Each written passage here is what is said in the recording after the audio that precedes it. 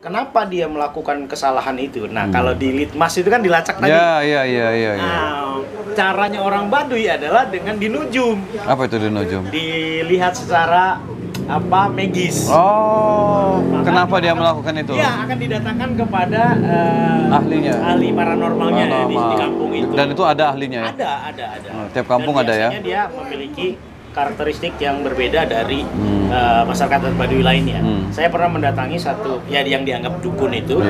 Dia badannya putih semua, Bang. Oh iya, badannya? Iya, semacam mungkin di kita albino gitu. Iya. Mungkin karena perbedaan itu juga yang kemudian dipercaya oleh masyarakat Baduy dan memang memiliki kemampuan itu untuk melihat itu. Nah,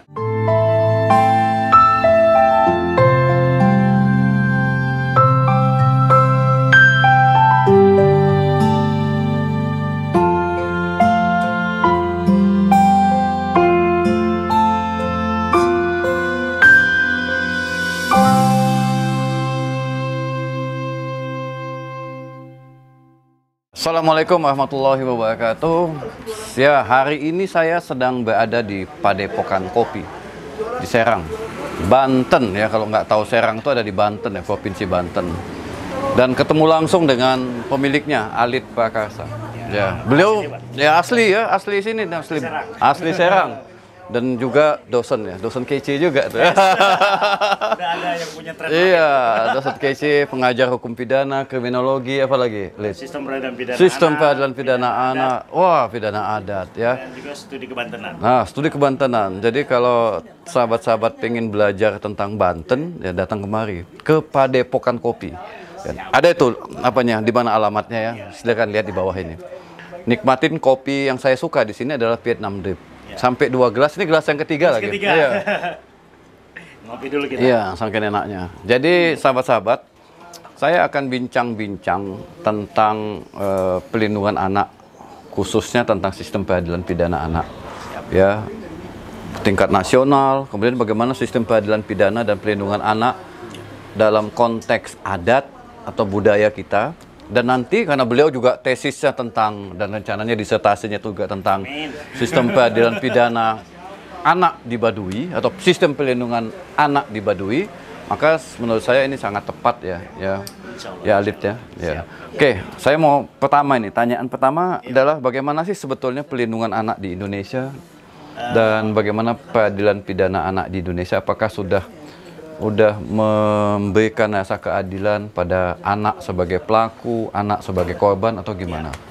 Ya, kalau misalnya kita melihat dari paradigma penegakan hukum dulu, kita kan diajarkan dari dosen-dosen kita, guru-guru kita bahwa model-model peradilan pidana, wajah pidana kita itu kan pertama retributif, yang lebih mengedepankan pembalasan, bahwa mengadopsi dari Babilonia kuno itu, bahwa eye for an eye, utang mata bayar mata, utang darah bayar darah, utang nyawa bayar nyawa.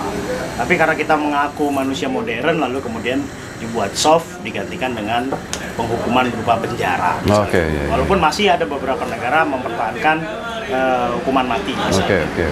Nah, untuk sistem peradilan pidana anak kita sebetulnya sudah sedikit lebih maju dari sistem peradilan pidana umumnya, karena sistem peradilan pidana anak kita inilah yang baru pertama kali menghadirkan wajah restoratif justice. Ya, sedikit baca juga, restoratif justice itu pembaharu dari model retributif tadi, lebih mengedepankan perbaikan persoalan yang ada di masyarakat, tidak mengedepankan pembalasan, walaupun tetap masih, saya menilai tetap masih ada sebetulnya, Bang. Karena sekalipun di dalam sistem peradilan pidana anak kita menghadirkan konsep restoratif justice dengan ciri diversinya, membelokkan persoalan pidana di luar jalur pidana, tapi tetap menghadirkan ada pidana penjara.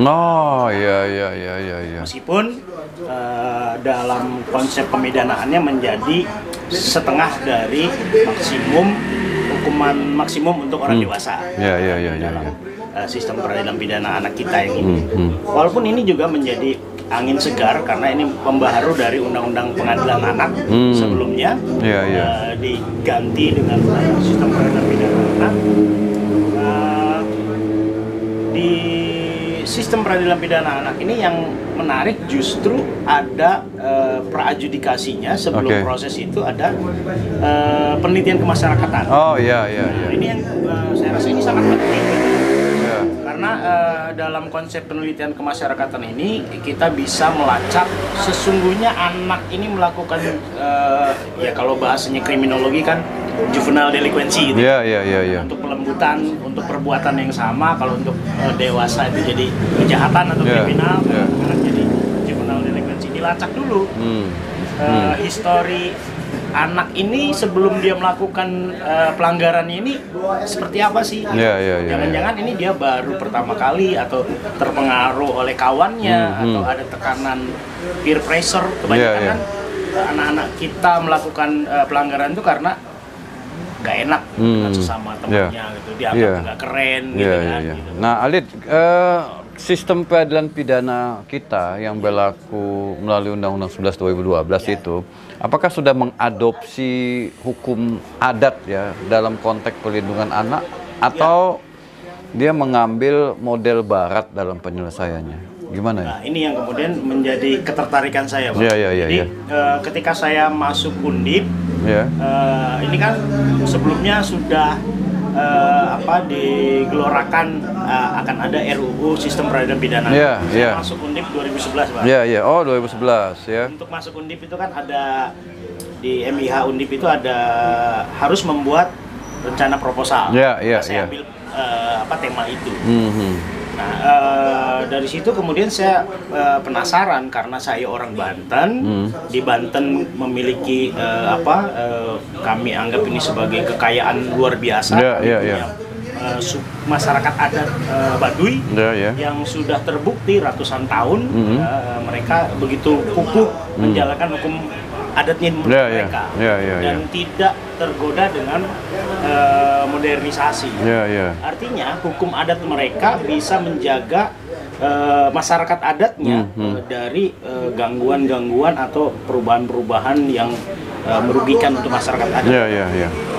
Berarti saya menilai sistem hukumnya mereka atau mungkin lebih dekatnya culture of law-nya mereka itu lebih kuat gitu. Kenapa enggak saya kemudian perbandingkan. Jadi dalam tesis saya kemudian saya membandingkan waktu itu masih RUU. Karena saya lulus 2013 sementara 2012 sudah disahkan. Nah, akhirnya agak berubah sedikit jadi sudah undang-undang sudah disahkan. Nah, dari situ awalnya pun saya sudah curiga dengan konsep restoratif justice ini gitu. Yang tapi kemudian seperti abang tadi bilang ini jangan-jangan dari barat baru kemudian kita ini kan gitu. Kita masuk dalam hukum kita. Orang Indonesia itu kalau sudah ada bungkusan barat baru kita tertarik. Yang setelah saya terjun langsung ke masyarakat hukum adat Baduy, ada kesamaan yang cukup signifikan dari RUU kita ini. Apa itu yang sama? Penyelesaian itu di versi. Penyelesaian di versinya. Penyelesaian di versi itu kan harus menghadirkan keluarga korban, keluarga pelaku, tokoh adat, penegak hukum dan juga litmas itu tadi. Saya bilang itu. Nah, ini sebenarnya sudah diterapkan ratusan tahun yang lalu oleh di masyarakat adat. Waduh. Kenapa itu undang-undangnya telat ya? Nah, itu dia gitu loh. Tapi kesannya itu seolah-olah kita dulu tidak mau menggunakan hukum adat kita, lalu kemudian mungkin sudah diolah oleh orang-orang barat, intisari yang mungkin ngambil dari kita juga, riset dari kita juga, lalu kemudian dihadirkan di Indonesia kita dengan restoratif justice. Keren gitu. Ditambah dengan diversi, bahasa asing lagi gitu ya. Padahal kan intinya setelah saya kaji itu Bang loh, ini kalau penyelesaiannya dihadirkan keluarga korban, keluarga pelaku, tokoh adat, loh ini kan ciri kita nih, musyawarah Bang. Betul. Musyawarah itu kan punyanya kita. Apa itu dalam bahasa Baduy itu, yang musyawarah? Dalam bahasa Baduy itu rempuk adat. Itu berkumpul. Jadi nggak perlu menggunakan diversi istilah itu ya? Sebenarnya mereka sudah lebih rempuk adat itu ya? Rempuk adat, gitu. Nah, ini yang kemudian menjadi kebetulan saya dibimbing oleh Profesor Bardanawawi, alhamdulillah, dan ini menjadi satu ketertarikan yang luar biasa juga, yang luar biasa dari Prof Barda. Itu berlaku nggak kepada anak-anak ketika anak-anak berhadapan dengan hukum di masyarakat Baduy? Apakah rempuk adat itu juga digunakan? Nah, ini yang menarik dari masyarakat adat Baduy. Jadi karena culture of law, kesadaran hukumnya mereka ini sangat tinggi, pelanggaran itu hampir tidak ada, Pak. Hampir tidak ada. Hampir tidak ada. Oke. Tetapi bukan berarti kemudian mereka tidak mengatur itu. Ya, mekanismenya tetap diciptakan. Tetap sudah ada, diciptakan, sudah established di masyarakat adat Baduy itu sendiri. Karena mereka kukuh dengan adat istiadatnya mereka. Karena selalu diturunkan dari Puun itu posisi tertinggi di masyarakat adat Baduy, diteruskan oleh Jaro dalam satu pertemuan besar. Semua masyarakat adat Baduy itu pasti tahu hukum adatnya mereka. Nah, dari sini kemudian menjadi kesadaran diri mereka untuk tidak melakukan pelanggaran. Nah, kalau di Baduy itu ada nggak sih batas usia anak? Dalam Undang-Undang Sistem Peradilan Pidana kan ada ada di bawah 12, 14, di bawah 18. Iya, kalau di masyarakat adat Baduy ada nggak yang begitu-gitu? Ini yang menarik saya temukan dari ketika saya terjun langsung ke masyarakat Baduy. Kalau di kita kan batasan usia itu berdasarkan umur. Iya, betul. 12 tahun, 14 tahun, 18 tahun, dan seterusnya.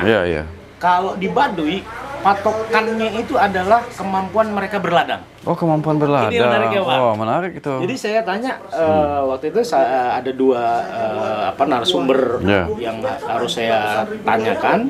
Itu yang pertama Ayah Mursid, yang kedua adalah Jaro langsung. Karena di masyarakat adat Baduy itu ketika ada persoalan-persoalan yang kita tanyakan ke orang tertentu, ada hal yang mereka tidak bisa menjawab itu. Saya menggunakan metode snowball, disampaikan oleh Ayah Mursid, coba tanya ke Pak Jaro. Saya datang ke Pak Jaro. Keduanya sebetulnya sama gitu, kayak apa jawabannya. Nah, di masyarakat Baduy itu kemampuan berladang menjadi patokan usia di sana. Oh, gitu. Misal, gimana kalau tuh bayi patokan? kita sudah tahu lah ya, dalam usia bayi balita itu, kalau misalnya mereka datang ke ladang hanya main-main saja, itu masih anak-anak. Oh, oke. Masih anak-anak. Oh, jadi ditaruh di ladang, kalau dia masih main-main aja. Iya. Karena masyarakat Baduy ini lebih banyak tinggal di ladang ketimbang di rumah. Jadi mereka jam 5 pulang, nanti besok pagi lagi, setelah subuh udah datang ke ladang lagi. Nah, ketika di ladang itu hanya main-main saja, nah itu anak-anak menurut orang Baduy. Tapi kalau misalnya sudah bisa disuruh babat rumput, angkat ini, itu sudah masuk tahap remaja. Gitu. Nanti ketika anaknya ini sudah memberi kode kepada orang tuanya bahwa dia minta untuk diberi ladang, berarti itu dia sudah siap untuk menikah. Berarti dia sudah dewasa. Di penelitian kami sebelumnya tentang leit, leit itu lumbung padi yang ada di Baduy. Setiap satu kepala keluarga wajib memiliki leit. Leit inilah hasil tampungan hasil dari panen mereka, panen ladangnya mereka. Kalau hasil panennya ditaruh di situ, berarti kan mereka sudah menghasilkan ladang, menggarap ladang. Kalau ada anaknya dalam satu keluarga itu sudah meminta untuk diberikan ladang, berarti dia dewasa. Dia siap untuk menikah. Gitu. Nah, itu batasan itu. Jadi akhirnya itu tidak menjadi sama, Bang. Mungkin kalau secara usia yang satu anak ini sudah 17, yang ini 18 baru meminta, ya itulah baru dewasanya gitu. Nah, kalau dia melakukan pelanggaran hukum, ada nggak perbedaan itu antara yang anak, yang remaja, dan yang dewasa di masyarakat Baduy? Ada juga. Tapi yang pasti yang kalau saya temukan kesamaannya itu di masyarakat adat Baduy itu mungkin sama dengan secara teoritis ada parental responsibility. Tanggung-jawaban orang tua. Sepanjang dia masih anak-anak belum minta untuk ladang, tanggung jawabnya, maka tanggung tanggung jawab orang tuanya dia. Oh, jadi beban tanggung jawab pidananya pada orang tua. Oh. Karena ini dianggap orang tua. Itu sampai anak dan remaja. Sampai anak dan remaja. Oh, gitu. Oke. Jadi kalaupun ada anak yang melanggar, lalu kemudian ada pihak korban yang merasa dirugikan, maka orang tuanya yang akan menanggung itu semua. Anak hadir juga nggak dalam rempuk adat? Anak hadir juga, karena dia nanti tetap akan dimintakan sumpah. Oh, anak tadi itu? Iya, sumpahnya itu intinya itu dia mengakui kesalahannya dia dan berjanji tidak akan melakukan lagi. Kalau akan melakukan lagi, nanti akan kena sialnya kepada keluarga. Gitu. Oke. Nah, di luar biasanya di konsep sistem peradilan pidana secara umum Baduy, apalagi ke anak-anak, itu tidak berperspektif pemenjaraan, dalam arti pengekangan dalam satu ruangan di sel atau di pasung gitu misalnya. Walaupun mereka punya konsep rutan, Bang. Ada rutannya. Ada konsep rutan, itu namanya dangkak kalau di Baduy. Jadi setelah prosesi adat itu dan ditentukan satu warga melakukan pelanggaran adat, maka dia akan dikirim ke dangkak. Dangkak ini satu kampung yang dipilih untuk mensucikan kembali si warga yang melanggar adat ini. Setelah divonis oleh lembaga adat. Nanti dia akan dikirim di sana. Menurut kepala kampung di sana, dia suruh bersihkan ladang adat, ya dia akan bersihkan ladang. Tapi anak-anak nggak dikirim ke sana? Anak nggak. Yang dikirim hanya orang tua? Datang, tapi orang tuanya yang melakukan itu. Karena itu untuk membangun kesadaran dirinya dia gitu. Bahwa orang tuamu jadi repot akibat dari perbuatan yang kamu laku. Tapi secara kriminologis, Bang, saya mengkaji juga orang Baduy itu tidak memiliki kesalahan atas dirinya sendiri. Jadi konsep pelanggaran adat yang dilakukan oleh seorang warga Baduy itu akibat dari persoalan yang tidak selesai bisa dilakukan oleh ayahnya, kakeknya, buyutnya sampai 7 turunan ke atas. Ada persoalan apa di masa lalunya dia yang sudah meninggal ya. Nah, nanti akan memberikan kode kepada anaknya kah, cucunya dia. Anak ini kok melakukan perbuatan yang tidak secara umumnya gitu. Biasanya gitu. Jadi ketika ada masyarakat adat Baduy yang melakukan pelanggaran atau anak yang melakukan pelanggaran, itu selain kedua belah pihak. Nah, dalam sistem peradilan pidana Baduy itu yang pertama silih hampura. Apa itu? Silih hampura itu saling memaafkan. Kalau di kita kan, ya kau yang bersalah, kau yang minta maaf lah. Terserah aku memberikan maaf atau tidak. Gitu. Kalau di Baduy menjadi kewajiban keduanya untuk memberi maaf dan minta maaf. Dan memaafkan. Karena untuk membangun harmonisasi lagi hubungan itu ya, keseimbangan tadi ya. Kalau ini tidak selesai ya, hubungan antar personal mereka nggak selesai. Jadi damai lagi lah konflik tadi tuh, karena udah saling memaafkan ya. Lebih dicondongkan di masyarakat Baduy. Ketika bisa selesai antar kedua belah pihak itu, ya sudah, itu tidak perlu naik ke masyarakat. Tapi pelaku ada konsekuensi lain nggak setelah saling memaafkan itu? Ya itu diantaranya adalah tergantung dari level penerimaan dari si keluarga korban. Misalnya kalau ada pohonnya dia yang dirusak, maka kalau keinginan si keluarga korban, ya tadinya saya punya pohon pisang dirusak sama anak kamu, ya bagaimana caranya ada lagi itu pohon. Jadi ada proses penggantian juga. Tetapi lebih banyaknya mereka pasti akan mengikhlaskan itu, tidak mempersoalkan itu. Selama kedua belah pihak sepakat, ya sudah, tidak perlu ada pergantian kerugian. Itu kecil sekali kemungkinannya menurut Ayah Mursyid itu. Pasti sudah selesai dengan saling memaafkan.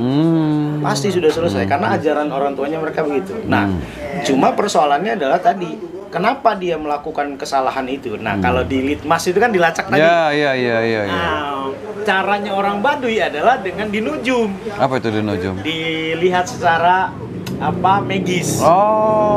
Kenapa dia melakukan itu? Ya, akan didatangkan kepada ahli paranormalnya di kampung itu. Dan itu ada ahlinya ya? Ada. Tiap kampung ada ya? Biasanya dia memiliki karakteristik yang berbeda dari masyarakat adat Baduy lainnya. Saya pernah mendatangi satu ya yang dianggap dukun itu, dia badannya putih semua, Bang. Oh ya, badannya? Ya, semacam mungkin di kita albino gitu. Mungkin karena ya perbedaan itu juga yang kemudian menjadi dipercaya oleh masyarakat Baduy dan memang memiliki kemampuan itu untuk melihat itu. Nah, dia akan dilihat ini kenapa kok anak saya melakukan beda ini, kok nakal, kok jadi beda dengan teman-temannya yang lain. Nah, dengan caranya mereka lah gitu ya, dilihat oh ternyata ini dulu kakeknya dia buyutnya dia, pokoknya 7 turunan itu, 7 ke atas itu ada sangkutan yang belum selesai. Tidak harus pelanggaran adat, tetapi ada urusan yang belum selesai gitu. Misalnya dia punya janji apa yang itu nggak selesai. Karena di konsepnya orang Baduy juga tetap ada menuju surganya dia. Nah, mungkin ada satu tahapan yang tidak sampai karena persoalan itu, dia meminta keluarganya untuk dilakukan upacara pembersihan. Gitu. Caranya bagaimana untuk menarik perhatian supaya keluarganya membuat upacara itu ya? Anaknya ini menjadi berbeda gitu perilakunya. Dari situ saya lihat ini mungkin ada kesamaan dengan konsep litmas itu. Jadi melacak dulu ke belakang kenapa anak ini melakukan pelanggaran, melakukan juvenile delinquency. Ditanya juga oleh orang tua kebiasaannya di rumah biasanya gimana? Enggak seperti biasa saja gitu. Kok ini? Nah, baru dia dinujum. Ketahuan lah itu. Wah, menarik ini sahabat. Jadi penyelesaian dalam hukum pidana adat Baduy, khususnya sistem peradilan pidana anaknya itu betul-betul memberikan perlindungan hak-hak anak. Jadi tanggung jawab itu dialihkan. Kalau dalam doktrin tanggung jawab korporasi, vicarious liability, tanggung jawab. Sementara dalam sistem peradilan pidana kita tidak mengenal itu. Ada kekebalannya kan. Jadi kalau anak yang belum 12 maka dia punya kekebalan atau imunitas. Nah, Alip, yang terakhir, kira-kira apa yang harus diperbaiki dalam sistem peradilan pidana kita setelah mengkaji sistem peradilan pidana pelindungan anak dalam masyarakat adat Baduy? Ya, undang-undang kita ini di mana sih titik lemahnya? Sementara dalam masyarakat adat Baduy itu kok bagus gitu ya. Hampir tidak ditemukan kenakalan pada anak-anak, walaupun ada mekanisme penyelesaiannya membuat damai ke semua pihak gitu ya. Jadi tadi saya sempat katakan parental responsibility. Selain itu juga ternyata ada social responsibility. Nah, apa itu? Masyarakat juga bertanggung jawab atas perbuatan anak-anak itu. Di komunitas itu ya. Di komunitas itu. Maka penyelesaiannya kalau secara parental tidak selesai, community juga bertanggung jawab. Karena itu tadi untuk keharmonisan kembali kondisi di masyarakat. Maka ketua adat yang harus menyelesaikan ini. Kalaupun itu ketua adat, semua akan diundang, Bang, di kampung itu. Semacam makan-makan gitu, memberitahu bahwa persoalan ini si A dan si B sudah selesai, kita sama-sama duduk bareng, nggak ada lagi masalah, jangan ada masalah lagi, bla bla bla. Dan semua juga bertanggung jawab untuk saling mengingatkan. Ini mungkin hampir sama dengan social responsibility. Nah, itu yang belum ada dalam sistem peradilan pidana kita ya. Wah, keren ini, keren. Nah, artinya apa? Terutama anak ya. Anak itu kan tidak murni menjadi dirinya dia sendiri akibat perkembangan dirinya dia. Tentu pengaruh orang tua dan lingkungan juga bisa membangun karakter dirinya dia itu. Ya kalau misalnya kita pakai teorinya Edwin Sutherland itu kan, criminal behavior is learned. Bahwa perilaku jahat itu bisa dipelajari. Betul. Tidak melulu turunan seperti doktrinnya atavism gitu ya. Nah, di masyarakat adat Baduy inilah yang harusnya kita akui kehebatannya mereka. Justru mereka lebih visioner, justru mereka lebih mengakui dalam prinsipnya sistem peradilan pidana anak dan juga perlindungan anak itu kan yang paling tinggi, the best interest for the children, kepentingan terbaik untuk anak. Nah, orang Baduy sangat memahami itu. Anak inilah yang nanti akan menjadi penggantinya orang tua. Kalau salah didik dari awal, maka masyarakat Baduy seterusnya mungkin bisa ada degradasi dan mungkin tidak seperti Baduy yang kita hari ini lakukan. Makanya parental responsibility itu juga harus kita hadirkan juga di dalam peradilan pidana anak kita. Oke. Itu satu, dan juga social responsibility. Sehingga tidak ada anak yang menjadi jahat karena kesalahan dirinya dia itu sepertinya kecil kemungkinannya gitu. Nah, ini yang mungkin masih perlu banyak riset mungkin ya Bang. Dan kita memiliki banyak keuntungan dengan suku-suku kearifan lokal yang masih ada dan mungkin juga perlu kita gali lagi meskipun sudah tidak ada. Itu yang tugas kita sebagai akademisi juga perlu setidaknya ke mahasiswa kita kita ini kan. Wah, ini keren ini. Jadi ya sahabat-sahabat hukum pidana, mahasiswa ini memang wajib ini ke Banten ya, ketemu dengan Baduy ya. Untuk belajar tentang sistem peradilan anak, tentang sistem pelindungan anak, ya, sehingga di setiap mata kuliah kita itu pasti kita bawa mereka untuk Baduy belajar langsung. Kita pakai konsep kuliah outdoor. Keren. Kuliahnya itu di outdoor. Kadang-kadang kita bawa ke Baduy. Justru di Baduy itu saya sering sampaikan ke mahasiswa itu, Baduy itu bukan tempat wisata, salah. Baduy itu tempat gudangnya ilmu. Tempatnya ilmu di sana semua ada. Dan anak-anak tentu senang lah ya mahasiswa. Senang. Gitu. Itu cuma ada di Untirta itu. Di tempat lain nggak ada. Jadi bagi sahabat-sahabat yang pengen belajar ke Baduy, ya, bukan berwisata, silakan datang ke Untirta. Mampir dulu kepada tapi singgah dulu nih, minum kopi dulu. Ya, sahabat-sahabat hukum pidana, terima kasih ya Bang Alif sudah hadir di channel ini dan semoga channel ini siaran ini disenangin oleh para pemirsa. Dan jangan lupa juga share, like ya. Dan jangan lupa datang ke Padepokan Kupi di Kaloran Serang Banten ya. Dan itu tidak terlalu jauh. Berapa jauh dari kampus Undita? Kalau dari alun-alun hanya 2 menit. Dari kampus Undita 20 menit. Nah, 20 menit. Jadi nanti kalau mau main kemari, mau ke Untirta, mau ke Baduy, tetap harus singgah. Saya pikir ini terima kasih Bang Alif ya.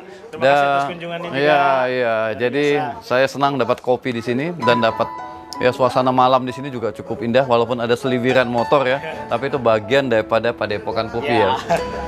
Sampai ketemu lagi pada siaran dan sistem pelindungan anak dalam edisi atau dalam siaran berikutnya.